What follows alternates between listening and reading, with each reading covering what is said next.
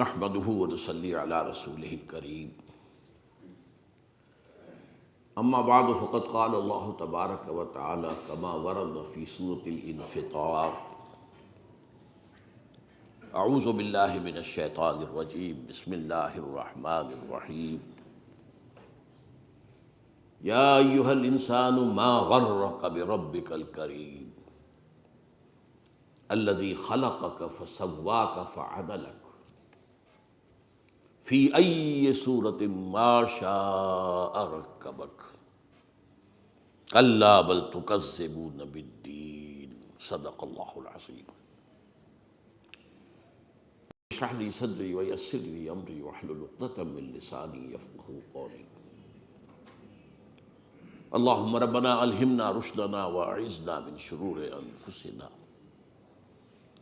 اللہم ارنا الحق حقا وارزقنا اتباعہ وارنا الباطل باطلا وارزقنا اجتنابہ اللہم وفقنا لما تحب وترضى اللہم وفقنا ان نتوب الیک توبۃ نصوحا آمین یا رب العالمین۔ پچھلے جمعے میں نے سورہ نوح کی کچھ آیات کے حوالے سے جو کیفیات ہوتی ہیں اللہ تعالیٰ کی طرف بلانے والوں کی، ظاہر بات ہے کہ ان میں سر فہرست اللہ کے رسول، اللہ کے نبی، پھر رسولوں کی امتوں میں جو بھی ان کے نقش قدم پر چلے اور انہوں نے اسی طرح تبلیغ دین اور دعوت اللہ کا فریضہ سر انجام دیا، ان کی کیفیت کے بارے میں یہ بات صحیح ہے اور یہ ہمارے ذہنوں میں صحیح بیٹھی ہوئی ہے کہ ان کے مزاج میں، ان کی طباع میں رحمت، شفقت، رؤوفیت اس کا غلبہ ہوتا ہے، لیکن اس کا ایک دوسرا رخ بھی ہے۔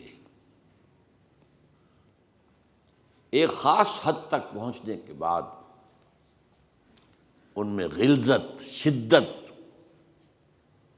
سختی، غصہ یہ بھی پیدا ہو جاتا ہے۔ یہ بات ہمارے ذہنوں سے بالعموم اوجھل ہے۔ اس کی سب سے بڑی مثال یہ ہے سورہ نوح میں۔ دیکھیے اس کی ابتدائی آیات کیا ہیں۔ انا ارسلنا نوحا الی قومہ ان انذر قومک من قبل ان یاتیہم عذاب علیم۔ ہم نے بھیجا تھا نوح کو اس کی قوم کی طرف کہ خبردار کر دو اپنی قوم کو اس سے پہلے کہ عذاب علیم آ جائے۔ یہ اللہ کا قانون ہے جو سورہ بنی اسرائیل میں بیان ہوا ہے، وما کنا معذبین حتی نبعث رسولا۔ ہم عذاب نہیں بھیجتے رہے ہیں جب تک کہ رسول مبعوث نہ کر دیں۔ اگرچہ یہ ہر قسم کے عذاب کو یہ آیت جو ہے کور نہیں کرتی۔ یہ عذاب کی ایک شکل جو ہوتی ہے قوم کو نسیہ منسیہ کر دینا، ختم کر دینا، وجود ختم کر دینا، جو قوم نوح کے ساتھ ہوا، قوم ہود کے ساتھ ہوا، قوم عاد کے ساتھ، قوم سمود کے ساتھ ہوا، حضرت صالح کی قوم شعیب کے ساتھ ہوا، سدوم اور عمورہ کی بستیوں کے ساتھ ہوا، آل عمران کے ساتھ ہوا۔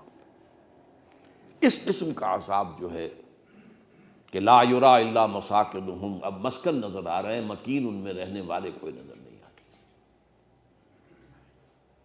یہ کیفیت، یہ جب تک کہ رسول نہ بھیجے جائیں اللہ اتنا بڑا عذاب نہیں بھیجتا۔ البتہ اور عذاب کی قسمیں ہیں، میں کئی دفعہ سے حوالہ دے چکا ہوں اپنی کتاب کا، سابقہ اور موجودہ مسلمان امتوں کا ماضی اور مستقبل۔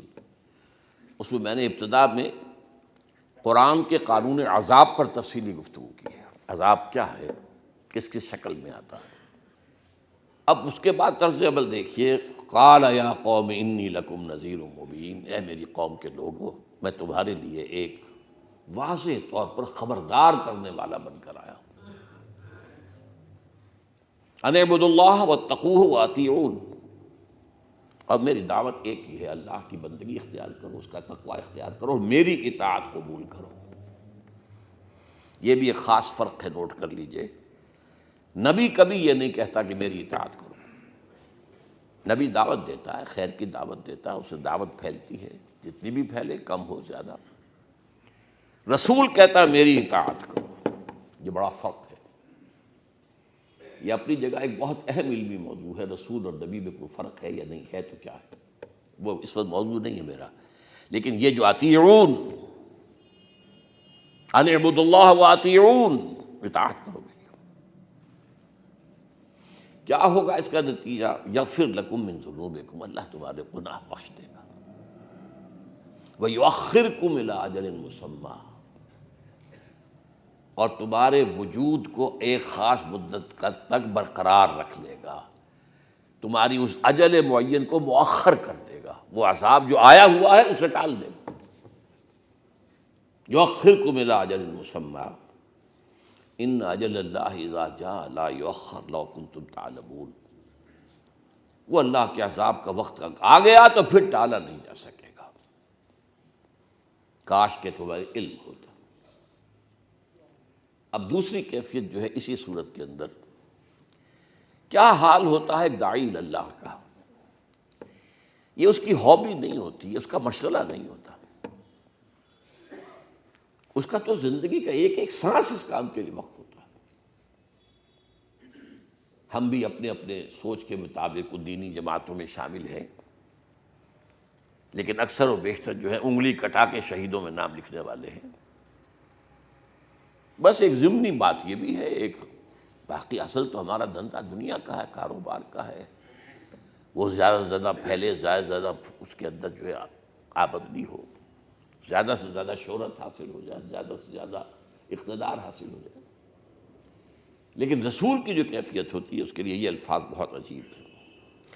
قال رب انی دعوت قومی لیلا و نہارا، فریاد کی ہے ابھی حضرت نوح نے، اے اللہ میں نے اپنی قوم کو راتوں اور دنوں کو پکارا ہے، رات کو بھی میں بھی پکارا، فلم یزدہم دعائی الا فرارا، لیکن میری جتنی دعوت ہوئی اس سے ان کے فرار میں ہی اضافہ ہو گیا، اور بھاگے اور بھاگے اور بھاگے، دور چلے گئے۔ وَإِنِّي كُلَّمَا دَعَوْتُهُمْ لِتَغْفِرَ لَهُمْ جَعَلُوا أَصَابِعَهُمْ فِي آذَانِهِمْ وَاسْتَغْشَوْا ثِيَابَهُمْ وَأَصَرُّوا وَاسْتَكْبَرُوا اسْتِكْبَارًا، اور میں نے جب بھی انہیں پکارا تاکہ اے اللہ تو ان کو بخش دے، انہوں نے اپنے کانوں میں انگلیاں ٹھوس لی اور اپنے کپڑوں کو کس کر اپنے سروں پر باندھ لیا تاکہ کوئی آواز نوح کی کان میں نہ پہنچ جائے۔ وَأَصَرُّوا، یہ سواد والا اصروا، اصرار کیا، اڑ گئے، وَاسْتَكْبَرُوا اسْتِكْبَارًا، انہوں نے استکبار کیا، گھمنڈ کیا اور میری دعوت کو رد کیا۔ اب دیکھیے نقشہ، ثُمَّ إِنِّي دَعَوْتُهُمْ جِهَارًا، اے اللہ میں نے انہیں برملا بھی دعوت دی ہے، علی الاعلان بھی دعوت دی ہے، مجمعوں میں بھی دعوت دی ہے، جلسوں میں بھی دعوت دی ہے، جہارا۔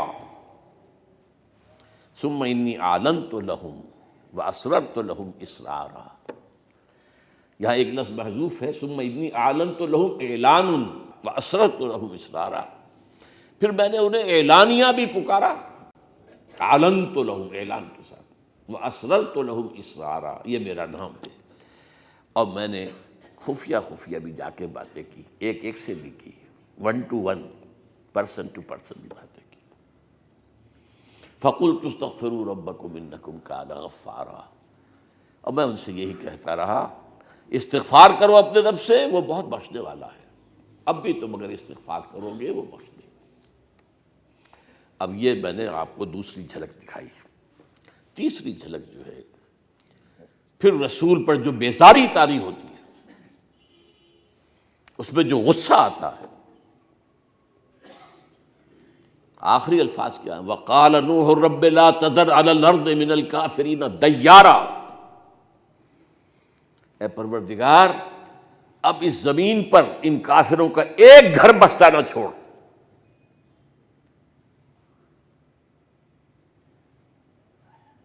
سخت ترین الفاظ. وقال روح رب لا تذر علی الارض من الکافرین دیارا انک ان تذرهم یضلوا عبادک ولا یلدوا الا فاجرا کفارا. اگر تو انہیں چھوڑ دے گا، بخش دے گا، تو یہ تیری خلق کو گمراہ ہی کریں گے اور جنیں گے نہیں مگر استکبار کرنے والے. الا فاجرا کفارا، ان کی اولاد میں بھی اب فاجر اور کافر پیدا ہوں گے. گویا کہ جس سے ہم اپنی کولوکیل لینگویج میں ان کا بیج مارا گیا ہے، ان کی آئندہ نسلوں سے بھی کسی خیر کی توقع نہیں ہے. رب اغفر لی ولوالدی ولمن دخل بیتی مؤمنا، اے اللہ بخش دے مجھے بھی، میرے والدین کو بھی، اور جو بھی میرے گھر میں اسلام لا کر، ایمان لا کر داخل ہو جائے اس کو بھی. وللمؤمنین والمؤمنات، اور جتنے بھی اہل ایمان ہوں، مرد ہوں عورتیں ہوں، بخش دے. لیکن پھر دیکھیے غصہ عود کر کے پھر آ رہا ولا تزد الظالمین الا تبارا.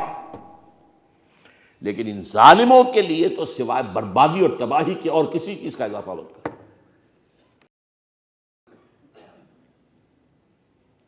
ان آیات کے حوالے سے آج میں بین الخوف والرجاء کے معاملے میں کچھ بات کرنا چاہتا ہوں. اور یہ 40 نبوی کی آخری حدیث، حدیث نمبر 42، اس کے درس میں آ چکا ہے معاملہ بین الخوف والرجاء. اللہ تعالیٰ کا خوف بھی رہے، پکڑ کا خوف بھی رہے، اللہ سے مغفرت کی امید بھی رہے، بخشنے کی امید بھی رہے. اس میں ایک توازن، ایک اعتدال کی ضرورت ہے. سورہ بنی اسرائیل ہی میں کہا گیا ہے یرجون رحمتہ ویخشون عذابہ. وہ پروردگار کی رحمت کے امیدوار رہتے ہیں لیکن اس کے عذاب سے ڈرتے بھی رہتے ہیں. یہ دونوں کیفیات بیک وقت ہونی ضروری ہے. رجا کے اعتبار سے جو حدیث کے الفاظ سے میں آج پھر آپ کو سنا دیتا ہوں، واقعہ یہ ہے کہ بہت زبردست حدیث ہے وہ، اللہ تعالیٰ کی شان غفاری میں، اور حدیث قدسی ہے. ترمذی شریف کی روایت ہے اور امام ترمذی کا کہنا ہے ھذا حدیث حسن صحیح. قال اللہ تعالی، حضور فرماتے ہیں کہ اللہ ہی کہتا ہے یا ابن آدم، اے آدم کے بیٹے، ما دعوتنی ورجوتنی، جب تک تو مجھ سے دعا کرتا رہے گا، مجھے پکارتا رہے گا اور مجھ سے امید لگائے رکھے گا، غفرت لک علی ما کان منک ولا ابالی، میں تجھے بخش دوں گا جس حال میں بھی تو ہوگا، اور مجھے اس کی کوئی پرواہ نہیں ہے.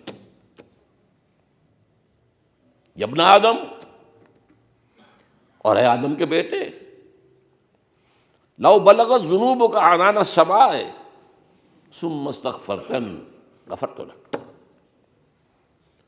اگر تیرے گناہ آسمان کی بلندی تک پہنچ جائیں لیکن تو پھر استغفار کرے تو میں بخش دوں گا. لیکن استغفار کا ایک پری ریکویزٹ ہے توبہ. توبوا الی اللہ ثم استغفروہ، توبہ کرو اللہ کی جناب میں اور پھر استغفار کرو. توبہ اگر نہیں کرتے تو نہیں، یہ معاملہ اس پہ امید نہیں ہے. آخری بات، یا ابن آدم، اے آدم کے بیٹے، انک لو اتیتنی بقراب الارض خطایا، اگر تو میرے پاس حاضر ہوگا زمین جتنے خطاؤں کے ساتھ، ثم لقیتنی لا تشرک بی شیئا، اور پھر اگر تو مجھ سے ملاقات کرے گا اس حال میں کہ تو نے میرے ساتھ شرک نہ کیا، لاتیتک بقرابھا مغفرۃ، تو میں اسی زمین کے حجم جتنی ہی مغفرت لے آؤں گا. تو رجا کے اعتبار سے یہ حدیث بہت عظیم ہے. لیکن جیسا کہ میں نے کہا ہے قرآن مجید میں خوف پر بھی بہت زور ہے، بالکل شک نہیں۔ اما من خاف مقام ربہ ونہى النفس عن الہوى فإن الجنة هی المأوى۔ خوف پر تو بہت آیات ہیں، بلکہ مستشرقین کا تو یہ کہنا ہے، اور کسی حد تک صحیح ہے، کہ قرآن مجید میں خوف، انذار، ڈر، اس کا غلبہ ہے، جبکہ انجیل میں محبت، اس کا غلبہ ہے۔ وجہ کیا ہے؟ جس قوم کی طرف حضور مبعوث کیے گئے تھے اس میں کوئی خیر کا وجود ہی نہیں رہا تھا، تو بشارت کس کو دیں؟ ان کے لیے تو انذار ہی انذار تھا۔ یہی وقت آتا ہے قرآن مجید میں، یا ایھا المدثر قم فانذر، واستبشر یہاں ہے ہی نہیں، حالانکہ اصولی طور پر جو ہے وہ بشر نہیں ہے کہیں بھی، حالانکہ اصولی طور پر جو ہے بشارت اور انذار ساتھ ساتھ جاتے ہیں۔ رسلا مبشرین ومنذرین لئلا یکون علی الناس للناس علی اللہ حجۃ، رسولوں کو ہم نے مبشر اور نذیر بنا کر بھیجا۔ وما ارسلناک الا مبشرا ونذیرا، اور ہم نے نہیں بھیجا ہے آپ کو مگر بشارت دینے والا اہل حق کے لیے اور خبردار کرنے والا اہل باطل کے لیے۔ تو جہاں آتا ہے توازن، لیکن یہ کہ غلبہ جو ہے اس میں کوئی شک نہیں ہے، جس بگڑی ہوئی قوم کے ساتھ معاملہ ہو رہا ہے۔ انذار، وانذر عشیرتک الاقربین، اپنے قریبی رشتہ داروں کو خبردار کیجیے۔ بہرحال یہ معاملہ جو ہے خوف و رجا کا، اب ایک تو ہے انفرادی سطح، ایک شخص کا اللہ کے ساتھ معاملہ یہ رہے، ڈرتا بھی رہے، کانپتا بھی رہے، لرزتا بھی رہے، حضور میں، اللہ کے حضور میں کھڑے ہونے کے احساس کے ساتھ، اور کبھی اگر تنہائی میں آنکھوں میں آنسو آ جائے تو وہ بہت قیمتی شے ہوں گے، اپنے گناہوں کا خیال کر کے، لیکن امید بھی رکھے کہ اللہ غفور ہے، اللہ رحیم ہے، اللہ بخشنے والا ہے، جس کی کہ میں نے اس حدیث کے حوالے سے آج پھر آپ کے سامنے ایک مثال رکھ دی ہے۔ ایک ہے اجتماعی سطح پر خوف و رجا، قومی سطح پر خوف و رجا۔ میرا آج کا موضوع اصل میں وہ ہے، پاکستان کے مستقبل کے بارے میں خوف اور رجا کی ایک ویو جو ہے میرے اوپر آتی رہی ہے، کھل کر میں نے کہا۔ میں نے آج کچھ نوٹ کیے ہیں اس کے ادوار۔ سن 47 سے 57 تک بڑی امیدیں تھیں کہ پاکستان بن گیا، اب اسلام آئے گا یہاں پر، یہیں سے اسلام کا بول بالا ہوگا، یہیں سے عالمی غلبہ اسلام کا آغاز ہو جائے گا۔ قرارداد مقاصد پاس کیا کہنے ہیں، ہم نے گویا کہ کلمہ توحید اور کلمہ شہادت پڑھ لیا، حاکمیت اللہ کی ہے۔ اور اس دور میں جبکہ انسان اپنی حاکمیت کا مدعی ہے، پاپولر سوورنٹی، ہم نے کہا نہیں، یہ بہت بڑی بات ہے۔ پھر کچھ اونچ نیچ کے بعد کچھ دستور بھی اسلامی 1956 میں بن گیا، اس کے بعد انتخاب ہونے والے تھے 57 میں۔ اس موقع پر یہودی اور ان کا اعلی کار امریکہ درمیان میں آیا۔ ایوب خان کو دعوت دی گئی کمانڈر ان چیف کی حیثیت سے، اسے کھلایا پلایا ہوگا، پیمپرنگ کی ہوگی، جو بھی کی ہوگی، اور وہ وہاں سے کیا میسج لے کر آیا؟ آتے ہی دستوریہ ختم، دستور ختم، انتخابات ختم۔ 10 سال کی محنت زیرو ہو گئی، قرارداد مقاصد، دستوریہ۔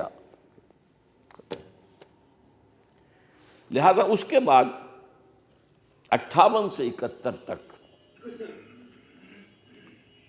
بڑی مایوسی کا دور رہا ہے۔ وہ جو پہلا دور تھا نا، اس میں تو میں نے کبھی آپ کو سنایا ہے نعیم صدیقی صاحب کا ایک شعر، جتنی امیدیں اس وقت لگ گئی تھی ہمیں، میں تو اس دور میں بھی ایک کارکن تھا۔ بول شہر نظام اسلامی کیا تیرے سقف و بام کہتے ہیں، تیرے در پر کھڑے تیرے والی آج تجھے کو سلام کہتے ہیں۔ شہر نظام اسلامی ہے، اس کے دروازے پر ہم پہنچ چکے ہیں۔ بول شہر نظام اسلامی کیا تیرے سقف و بام کہتے ہیں، تیرے در پر کھڑے تیرے والی، اب ہم ہی ہیں جو یہاں پر نظام قائم کر رہے ہیں، آج تجھ کو سلام کہتے ہیں۔ لیکن یہ 58 سے لے کر 71 تک کا دور مایوسی کا غلبہ تھا۔ وہی نعیم صدیقی کہتا ہے اس دور میں، اے آندھیو سنبھل کے چلو اس دیار میں، امید کے چراغ جلائے ہوئے ہیں ہم، ان چراغوں کو بجھانا دو۔ اور آپ کو معلوم ہے کہ اس کے بعد اسی زمانے میں کوثر نیازی اس جماعت اسلامی میں تھے اور اچھے شاعر تھے، اس میں کوئی شک نہیں، بہت بڑے خطیب تھے، اس میں کوئی شک نہیں۔ باقی جو ان کا بعد میں کردار ظاہر ہوا ہے وہ جانے، اللہ کے ہاں پہنچ چکے ہیں۔ لیکن اتنا تلخ لیکن اتنا بلیغ شعر شاید میرے علم میں نہیں ہے۔ اسلام کو اگر تیری فضا راس نہ آئے، اے میرے وطن تجھ کو کوئی آگ لگائے۔ ہم وطن پرست نہیں ہیں، ہم تو خدا پرست ہیں۔ ہم نے وطن نہیں مانگا تھا، ہم نے تو اللہ کے لیے ایک قطع زمین مانگا تھا، اللہ کے دین کے لیے۔ ہم پاکستان کا بقا چاہتے تو اسلام کے لیے چاہتے۔ بہرحال سن 72 سے 77 تک بھٹو صاحب کا دور، اس میں ذرا ایک متضاد سی کیفیت پیدا ہوئی۔ پاکستان کے قیام کے بارے میں کچھ امید آور کیفیت پیدا ہوئی۔ پاکستان نے بڑا لیڈنگ رول پلے کیا، عالم اسلام کو ایک جگہ اکٹھا کیا، اتنی بڑی سمٹ کانفرنس یہاں ہوئی تھی پورے عالم اسلام کی، اور بہت بڑا ہیرو عالم اسلام کا اس وقت شاہ فیصل تھے شہید۔ وہ تو لگتا تھا جیسے اس نے بھٹو کو اپنا بیٹا بنا لیا ہے، اتنی محبت، اتنی امیدیں تھیں اسے وابستہ۔ پھر کس قدر صحیح اقدامات کیے، قادیانیوں کو غیر مسلم اقلیت قرار دینے کا فیصلہ، یہ اس کی وہ جمہوریت پسندی کہ عوام کا مطالبہ تو ٹھیک ہے، کروایا پارلیمنٹ سے، لیکن اسلام جو ہے یہاں آ کر ڈائلیوٹ کر دیا گیا، وہ توحید تثلیث میں بدل گئی۔ اسلام ہمارا دین ہے، جمہوریت ہمارا سیاست ہے، اور سوشلزم ہماری معیشت ہے۔ حالانکہ ہمارا تو سب کچھ اسلام ہے، ہماری سیاست با اسلام ہے، ہماری معیشت بھی اسلام ہے، دین بھی اسلام ہے۔ سن 85 میں جو سن 77 کی وہ تحریک چلی تھی، جس کے نتیجے میں مارشل لا آیا، ایک ڈکٹیٹر تو آیا، لیکن اسلام کے جس دعوے کے ساتھ آیا تھا تو کچھ امید بنی تھی، لیکن اس ڈکٹیٹر نے انتہائی مایوس کیا۔ معلوم ہوتا ہے کہ سوائے اپنی حکومت کو جاری رکھنے کی اور چیز کو مقصود تھی ہی نہیں۔ بڑے نیم دلانہ اقدامات 2-3 کیے، کبھی کوئی مثبت نتیجہ برآمد نہیں۔ زکوٰۃ کو بدنام کیا، صرف بینک کے جو ہے اس میں سے کچھ کٹوتی کر کے، بینک ڈپازٹ سے، اس میں بھی شیعوں کو آزاد کر دیا، شیعہ سنی کے اندر خلیج بڑھا دی، جو چاہے کہ اس کے بینک میں ڈپازٹ میں سے کٹوتی نہ ہو، وہ کہہ دے میں تو شیعہ ہوں۔ کتنے لوگ شیعہ بنے اس وقت، پوری بستیوں پہ سیاہ علم لگا دیے گئے تاکہ کوئی تحصیلدار عشر کا ادھر نہ آئے، نہ دور سے آ جائے علم لگے ہوئے۔ البتہ سن 85 کے آس پاس آ کر مجھے کچھ امید ہوئی تھی، ایک خیال دل میں آیا تھا۔ تاریخ بنی اسرائیل کا یہ بہت اہم واقعہ ہے کہ مصر سے نکلنے کے بعد جب جنگ کا مرحلہ آیا اور جواب دے دیا پوری قوم نے حضرت موسیٰ کو کوڑا جواب، فَاذْهَبْ أَنْتَ وَرَبُّكَ فَقَاتِلَا إِنَّا هَاهُنَا قَاعِدُونَ۔ وجہ کیا تھی؟ یہ لوگ وہ تھے جو کہ غلامی کا داغ اٹھا چکے تھے مصر میں، اور غلامی غیرت کو کچل دیتی ہے، ہمت کو کچل دیتی ہے، لہذا وہ جنگ کی جو ہے ہمت نہیں تھی، تو اللہ نے 40 برس کی سزا ان پر مسلط کر دی، محرم علیہم 40 سنۃ یتیہون فی الارض، اب یہ ارض مقدس 40 برس تک ان پر حرام رہے گی اور زمین میں یہ بھٹکتے پھریں گے اسی صحرائے تیہ کے اندر، صحرائے سینا۔ لیکن پھر ان 40 سالوں میں ایک نئی نسل پیدا ہوئی صحرا کے اندر، اس نے وہ داغ نہیں کھایا تھا، فطرت کے مقاصد کی کرتا ہے نگہبانی، یا بندہ صحرائی یا مرد کوہستانی۔ انہوں نے پھر جنگیں کی اور اسلام قائم کیا، جو بھی اس وقت کا اسلام تھا۔ اس وقت کا اسلام یہودیت تھی نا، تورات کی کتاب تھی اس وقت۔ مجھے خیال ہوا کہ 40 سال ہو گئے قمری حساب سے پاکستان کو بنے ہوئے، شاید کہ اب ہماری تقدیر بدل جائے، شاید اب نئی نسل جو آئی ہے وہ ایک ولولے کے ساتھ، ایک جوش کے ساتھ اپنی اصل منزل کو پہچان کر اس کی طرف رجوع کرے۔ لیکن پھر مایوسی ہوتی چلی گئی، وہ نئی نسل میں بھی وہ بات نہیں نکلی۔ ٹھیک ہے، آج نئی نسل میں داڑھیوں والے بہت ہیں، اعتکاف کرنے والے بہت ہیں، کہ دین کا تصور کسی کے پاس نہیں ہے، مذہب کا تصور ہے۔ نماز ہے، روزہ ہے، اعتکاف ہے، حج ہے، عمرے ہے، مذہب، دین، اللہ کا دین، اس نے نظام کو قائم کرنا۔ اب اس میں کس سے کوتاہی ہوئی ہے، ہم سے ہوئی ہے، کسی اور سے ہوئی ہے، یہ ایک علیحدہ بحث ہو جائے گی۔ البتہ یہ کہ سن 97 میں جب نواز شریف کی مسلم لیگ کو 2/3 سے زیادہ اکثریت حاصل ہوئی، یہ بہت بڑا مینڈیٹ تھا، بہت بڑا مینڈیٹ تھا، بہت بڑا مینڈیٹ تھا، تو کچھ امید ہوئی۔ اور پھر میں نے ان کو خط بھی لکھا، ان کے والد کو، اور یہ چاروں شرفاء میرے پاس 2 دفعہ آئے، میاں شریف بھی اور میاں شہباز شریف بھی، میاں نواز شریف بھی، میاں عباس شریف بھی، چوتھے کا تو نام آپ میں سے اکثر کو معلوم ہی نہیں ہوگا۔ انہوں نے وعدے کی، ہاں ہم دستور میں یہ ترمیمیں کر دیں گے، سود ہم ختم کر دیں گے۔ شہباز شریف صاحب نے کہا کہ ڈاکٹر صاحب 3 سال لگ جائیں گے سود کو ختم، میں نے کہا نہیں، 1 سال کے اندر اندر ہو سکتا ہے۔ اور میاں شریف نے اللہ تعالیٰ ان پر رحمت نازل کر، نہیں 6 مہینے میں ختم کرو، یہاں کہا میرے اس کمرے میں بیٹھ کر۔ لیکن پھر مایوسی ہوئی، ان تلوں میں بھی تیل نہیں ہے۔ سود کی حرمت کا معاملہ جو فیڈرل شریعت کورٹ سے ہوتا ہوا سپریم کورٹ کے اندر بھی پاس ہو گیا تھا، اس کو واپس اپیل کروا کے اور سکوئر 1 کے اندر دوبارہ پہنچا دیا، پڑا ہوا وہ فیڈرل شریعت کورٹ کے سرد خانے کے اندر۔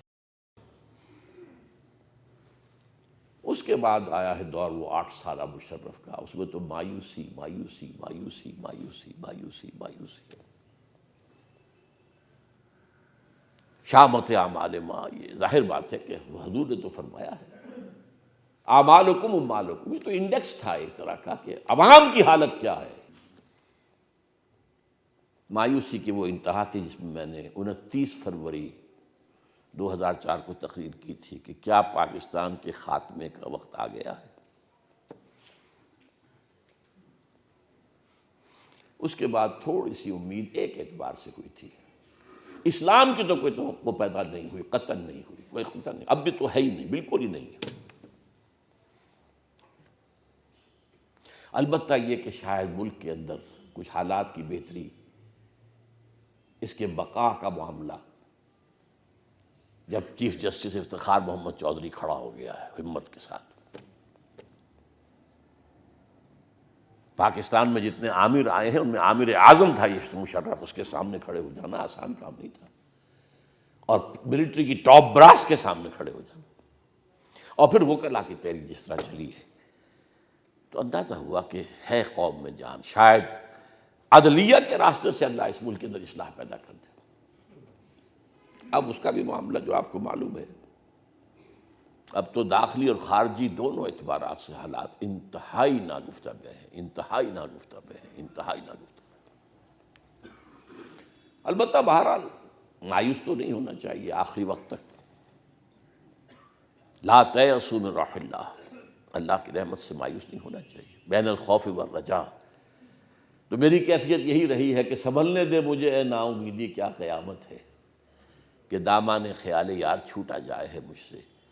میں اپنا سورہ کبریٰ پھر جوڑتا تھا، احادیث میں یہ آیا ہے 400 سالہ تاریخ یہ کہہ رہی ہے مجددین امت جو ہے یہ پورے انڈیا میں کیوں آئے ہیں ان 400 سال میں، الف ثانی سے یعنی 11ویں صدی سے لے کر یہ پاکستان کی تحریک اسلام کے نام پر کیسے چلی؟ پھر کانگریس جیسی حکومت اور پارٹی، ہندو جیسی ہماری دشمن قوم، اور خود ہمارے بہت مؤثر حلقے ان کے ساتھ، کانگریس کے ساتھ، مولانا مدنی رحمۃ اللہ علیہ، مولانا آزاد، پنجاب میں احرار جیسے آتش بیان مقررین، سرحد میں باچا خان، عبد الصمد اچکزئی بلوچستان میں، اس کو کہتے تھے بلوچستانی گاندھی، اور باچا خان تھا سرحدی گاندھی، ان سب کی مخالفت، اور لیبر پارٹی کی حکومت جو مسلم لیگ کی دشمن تھی، اور پاکستان بن گیا معجزہ۔ یہ ایک علیحدہ بات ہے، میری کتاب استحکام پاکستان پڑھیے کہ یہ معجزہ تھا۔ تو یہ میں صغرا کبرا جوڑتا ہوں، پھر کچھ اپنی امید کو تھوڑا سا کھڑا کرتا ہوں، پھر کچھ ہمت کرتا ہوں، لیکن صورتحال یہ ہے کہ اب مایوسی کا شدید غلبہ ہو رہا ہے۔ اب میں آپ سے وہ بات کہنا چاہ رہا ہوں، اس وقت بھی کچھ لوگ کہتے ہیں بڑے دھڑلے کے ساتھ اور بڑے اعتماد کے ساتھ، اور پاکستان رہنے کے لیے آیا، یہ پاکستان ہمیشہ رہے گا، پاکستان قیامت تک رہے گا۔ ان کے عمل دیکھو تو کوئی پاکستان کے ساتھ سروکاری نہیں، لیکن یہ کہ بڑے ڈٹ کر، وہ وجہ کیا ہے؟ اللہ غفور بھی ہے، اللہ رحیم بھی ہے، اللہ تواب بھی ہے، اللہ ستار بھی ہے، اللہ رؤوف بھی ہے، اللہ ودود بھی ہے، لیکن شدید العقاب بھی ہے، سزا دینے میں نہایت سخت، شدید الانتقام بھی ہے، شدید ترین انتقام لینے والا۔ اس اعتبار سے میں نے آج کی جو آیات سنائی تھی آپ کو، وہ کیا ہے؟ سورۃ الانفطار کا مرکزی مضمون یہ ہے کہ انسان دھوکہ کھا جاتا، اللہ کی شان رحیمی پر، شان غفاری پر دھوکہ کھا جاتا۔ اب غفور ہے، بڑا رحیم ہے، غفور ہے، رحیم، لہذا کیے جاؤ جو کر رہے، کھائے پیو جاؤ جو حرام کھا رہے ہو پی رہے ہو، کیے جاؤ، کوئی وہ غفار ہے، وہ غفور ہے، وہ رحیم ہے، وہ ودود ہے، وہ رؤوف ہے۔ یہ ہے اللہ کی شان غفاری پر دھوکہ کھا جانا۔ چنانچہ یہ سورہ انفطار کا مرکزی مضمون ہے۔ پہلی 4 آیتوں میں تو قسمیں ہیں، تین آیتوں میں قسمیں ہیں، 4، بلکہ قیامت کا نقشہ ہے۔ اذا السماء انفطرت واذا الكواكب انتصرت واذا البحار فجرت واذا القبور بعثرت علمت نفس ما قدمت واخرت۔ اب اس کے بعد وہ الفاظ آئے، یا ایھا الانسان ما غرک بربک الکریم، تجھے کس چیز نے دھوکہ دے دیا ہے اپنے رب کریم پر؟ رب کریم پر دھوکہ۔ رب تو بخشنے والا ہے، رب تو معاف کرنے والا ہے، غفور ہے، رحیم ہے، ستار ہے، ودود ہے۔ ما غرک بربک الکریم الذی خلقک فسواک فعدلک، وہ رب جس نے تجھے پیدا کیا، تیرے تمام اعضاء کو بہت عمدگی کے ساتھ متوازن بنایا، تمہارے پورے وجود کے اندر ایک توازن پیدا کیا، اور پھر جس شکل میں چاہا تمہیں جوڑ دیا۔ ناک بڑی ہے کہ چھوٹی ہے، کان، آنکھ چھوٹے ہیں کہ بڑے ہیں، کان کیسے ہیں؟ بل کلا بل تکذبون بالدین، تم جزا و سزا کا انکار کر رہے ہو، اللہ کی غفاری پر دھوکہ کھا کر جزا و سزا کا انکار کر رہے ہو۔ اللہ، اگر اللہ بس غفاری غفار ہے تو جہنم کائے کے لیے؟ اگر ستار ہی ستار ہے تو جہنم کائے کے لیے؟ یا ایھا الانسان ما غرک بربک الکریم الذی خلقک فسواک فعدلک فی ای صورۃ ما شاء رکبک کلا بل تکذبون بالدین۔ اب ذرا چند چیزیں نوٹ کیجیے. 12 مرتبہ قرآن میں آیا شدید العقاب. آج میں یہ جلالی رنگ آپ کو دکھانا چاہتا ہوں جو حضرت نوح علیہ السلام کی دعا کا جلالی رنگ ہے. وقال نوح رب لا تذر علی الارض من الکافرین دیارا. 12 مرتبہ شدید العقاب. اور سورہ غافر کے اندر تو بڑا پیارا انداز ہے. غافر الذنب قابل التوب شدید العقاب ذی الطول. گناہ کا معاف کرنے والا بھی ہے، توبہ کا قبول کرنے والا بھی ہے، لیکن شدید عذاب والا بھی ہے. ایک آیت میں یہ توازن آپ کو کہیں اور نہیں ملے گا. غافر الذنب قابل التوب شدید العقاب ذی الطول. ذی الطول مقدرت، قدرت رکھنے والا. اسی مضمون کو ما غرک بربک الکریم سورہ حدید میں بیان کیا گیا کہ منافق کو نفاق میں بڑھاتا رہتا ہے شیطان. چنانچہ وہاں آتا ہے غرکم باللہ الغرور. تم جو بڑھتے بڑھتے پہلی stage, second stage, third stage ہوتے ہوتے اس انتہا کو پہنچ گئے ہو تو تمہیں اصل میں اس دھوکے باز نے بہت دھوکہ دیا اپنے رب پر. وہ دھوکے باز شیطان لعین. کیے جاؤ رحیم ہے اللہ تو بڑا غفار ہے، ستار ہے، بخشنے والا. پھر 2 مرتبہ قرآن مجید میں یہ آیت آئی ہے ایگزیکٹلی ان الفاظ میں لا تغرنکم الحیات الدنیا ولا یغرنکم باللہ الغرور. یہ غرور غین کے پیش کے ساتھ غرور کا مطلب ہے یہ اسم ہے غرور. اور غرور انتہائی دغاباز، دھوکہ دینے والا، فعول کے بدن پر. فلا تغرنکم الحیات الدنیا ولا یغرنکم باللہ الغرور. ایک اور لفظ قرآن میں آتا ہے انتقام. انا من المجرمین منتقمون. ہم ان مجرموں سے انتقام لے کر رہیں گے.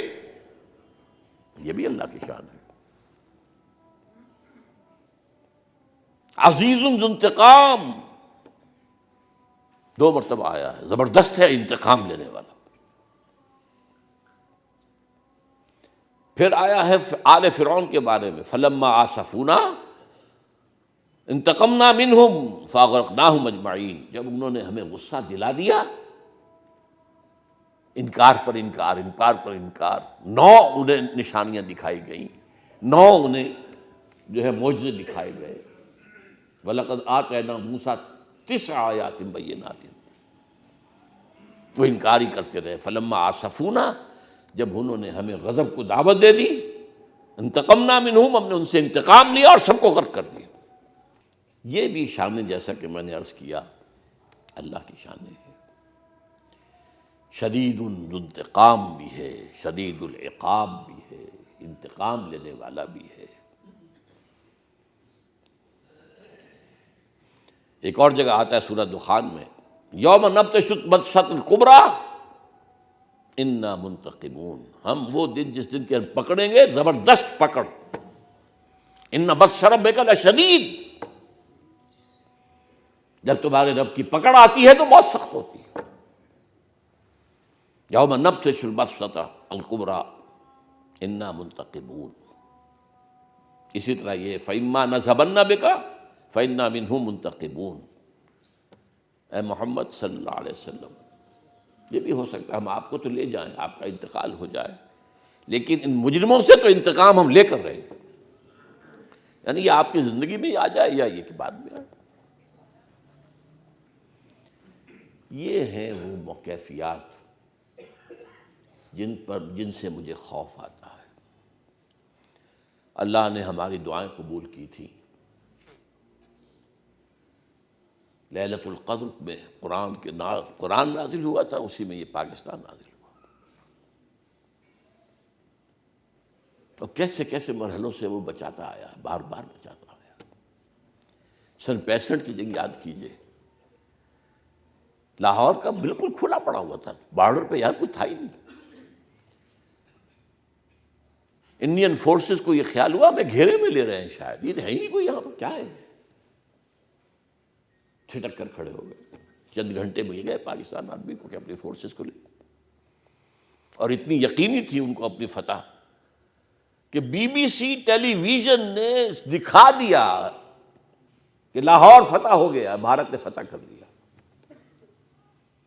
وہ کچھ اومنی بسیں جو کہیں سرحد کے پاس تھیں ان کے فوٹو لے کر, چونکہ وہ ڈبل ڈیکر بسیں ہوتی تھی صرف پاکستان میں, انڈیا میں تھی نہیں, تو دکھایا یہ لاہور, تو فوراً لاہور تو گر گیا. اتنی یقینی بات تھی, طے کیا ہوا تھا ان کے ملٹری آفیسرز نے. یہ جو کلب ہے باغ جناح میں, یہاں جا کر شام کو شراب پئیں گے, یہ تھا ان کا یقین. اللہ نے بچایا. 71 میں اللہ نے عذاب کا کوڑا لگایا ہمیں,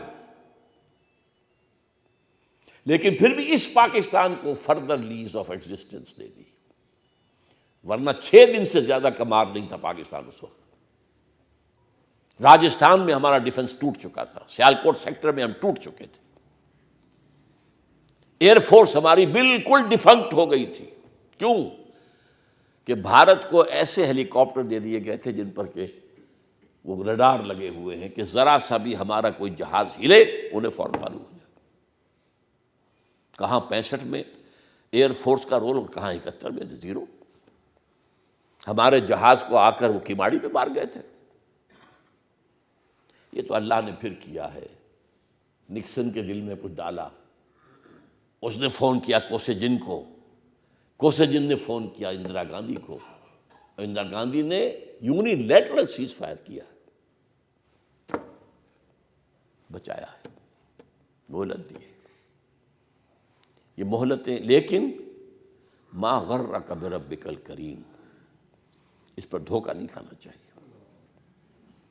اللہ تعالیٰ مہلت دیتا ہے, ڈھیل دیتا ہے, لیکن پھر پکڑ جب آتی ہے تو وہ بھی ایک دم آتی ہے. ان بطش ربک لشدید انہ هو یبدئ ویعید. اگلی سورت جو اس کا جوڑا ہے اس میں ہے امہلہم رویدہ, ابھی ذرا مہلت ہم دے رہے ہیں, اے نبی آپ بھی صبر کیجیے. لیکن یہ کہ جب پکڑ آئے گی تو آئے, اس کو پھر روکنے والا کوئی نہیں ہوگا. اب اس میں 2 شکلیں ہیں. ایک بات پر میرا یقین ہے, اب یقین ہے, اسلام یہاں نہیں آئے گا تو پاکستان نہیں رہے گا, اس کا کوئی جواز نہیں ہے. وائی پاکستان ایک آرٹیفیشل تقسیم تھی جو ہوئی ہے, جغرافیہ کے حساب سے وہ کوئی نیچرل تقسیم نہیں ہے. ہمارے دریا سارے ان کے ہاتھ میں ہیں, اور وہ ٹائٹ کر رہے ہیں, اسکرو کرتے جا رہے ہیں. ہمارے اندر وہ دم تو نہیں, ہم کشمیر کے لیے الٹیمیٹم نہیں دے سکے, ہینڈز آف کشمیر کہہ سکے ہم. وہ کمانڈو داخل کر دیے 1965 میں, اور ایوب خان کو یقین دلا دیا تھا بھٹو صاحب نے کہ انٹرنیشنل باؤنڈری کے اوپر امریکہ کی طرف سے اسے یہ ضمانت مل گئی تھی کہ انٹرنیشنل باؤنڈری پر حملہ آور نہیں ہوگا بھارت. وہ ہو گیا, لاہور پہ سیدھا حملہ کیا اس نے. تو اس میں صورت یہ بھی ہو سکتی ہے, یہ سورہ انبیاء کی 2 آیات کا حوالہ دے رہا ہوں. ان ادری اقریب ام بعید ما توعدون, اے نبی کہہ دیجئے کہ مجھے یہ معلوم نہیں ہے کہ جس بات کی تمہیں دھمکی دی جا رہی ہے, جس کا وعدہ کیا, وہ قریب آ گئی ہے یا دور ہے. ٹائم ٹیبل میں کوئی نہیں دے سکتا, اگر حضور نہیں دے سکتے تو میں کس کھیت کی مولی ہوں. لیکن یہ یقینی ہے اسلام یہاں نہیں آیا تو یہ ملک نہیں رہے گا, اسے رہنے کا حق نہیں. نو جسٹیفیکیشن whatsoever. بھارت میں آج بھی لگ بھگ 30 کروڑ مسلمان ہیں. وہ تو سینسس کے اندر دکھاتے نہیں صحیح فگرز. بہرحال لیکن اس کے بعد دوسری آیت اسی صورت کے اندر اختتام پہ ہے, وَإِنْ أَدْرِي لَعَلَّهُ فِتْنَةٌ لَكُمْ وَمَتَاعٌ إِلَىٰ حِينٍ. میں کہہ نہیں سکتا, ہو سکتا ہے اللہ تعالیٰ نے تمہیں ایک آزمائش تو یہ نازل کر دی ہو, لیکن تمہیں ابھی اور وقت کی مہلت دینا چاہتا ہوں. اس وقت کی جو صورت ہے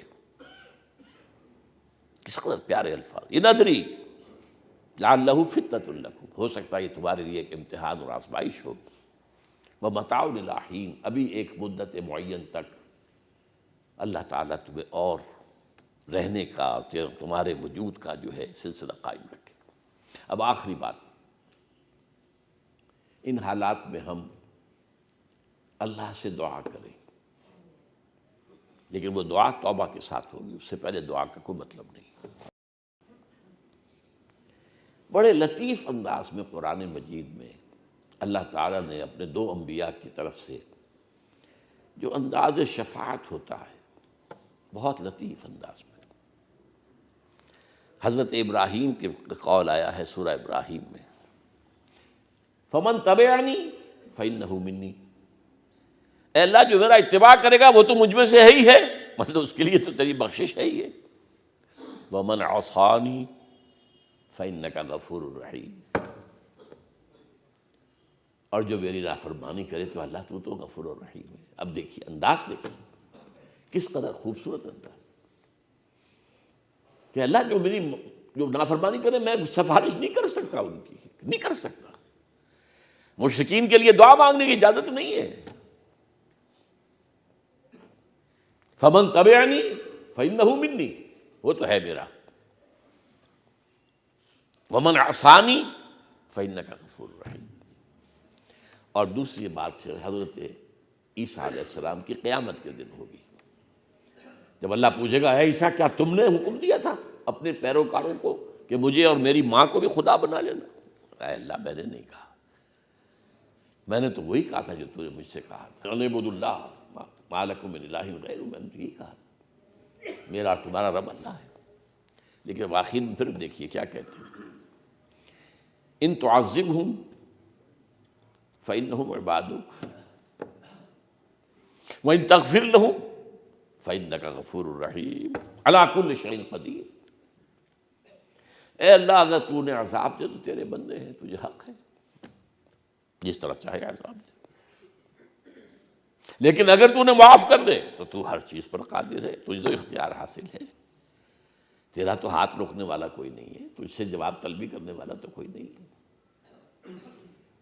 ان دو آیتوں کے حوالے سے پاکستان کے مستقبل کے لیے دعا، لیکن اس دعا سے پہلے جو میں نے پچھلی مرتبہ کچھ عرض کیا تھا، وہ توبہ جس کے اندر یہ بھی شرط لازم ہے کہ اخلاق حسنہ ان سے اپنے کو مزین کریں، اخلاق رذیلہ سے پاک کریں، شریعت کی پابندی کریں، اور تن من دھن اس ملک میں اسلام قائم کرنے کے لیے وقف کریں۔ اور اس کے لیے پہلے میں کہتا رہا ہوں کہ آپ اس کے لیے جو جماعت بہتر نظر آئے، آج میں پچھلی مرتبہ میں نے کہا تنظیم اسلامی میں شامل، میں نے جو چیز اپنے لیے پسند کی ہے وہی آپ کے لیے کی ہے، اور وہ حدیث میں آپ کو سنا چکا ہوں، لا یؤمن احدکم حتی یحب لاخیہ ما یحب لنفسہ۔ اقول قولی ھذا واستغفر اللہ لی ولکم ولسائر المسلمین والمسلمات۔